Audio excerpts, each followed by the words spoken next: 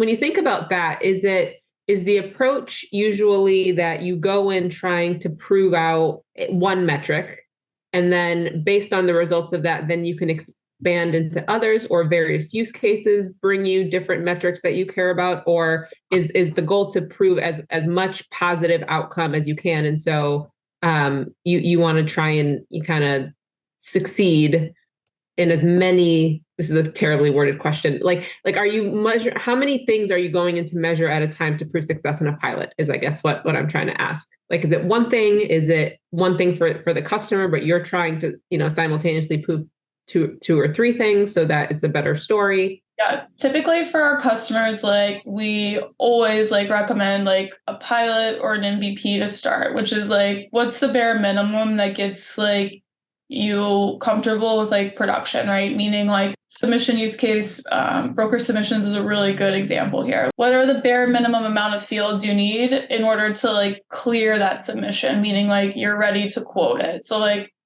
what do you need to clear it? Like how many fields, right? Typically we see 20 to 30, it depends on like, this is like everybody's a little bit different, right? So we'll say 20 to 30 fields, that's it, right? Because that's going to like, at a minimum, you'll be able to go to production, you'll be able to clear submissions as they come in.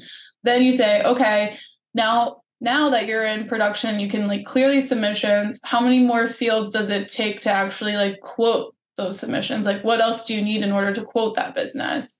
And then it's like typically another like 50 to 70 fields. So then you add those fields and you say, okay, now you can clear and quote anything that comes through from a submission standpoint. Then the next question that comes into play is, that to me is like all required fields in like the operational process of broker submissions.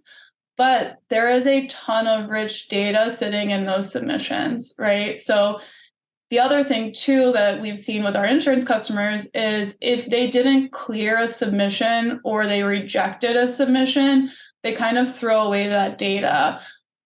But that data is actually really valuable, right? Because you basically like rejected a submission or you didn't clear a submission that has a ton of market data in it that could tell you like what's going on in a certain line of business, like what's going on geographically, right? And they could influence different decisions, or you could start thinking about like ways to create products that are embedded in your services, meaning like, hey, I'm seeing like this trend like here, right? In this like particular like line of business geographically, like what can that tell me?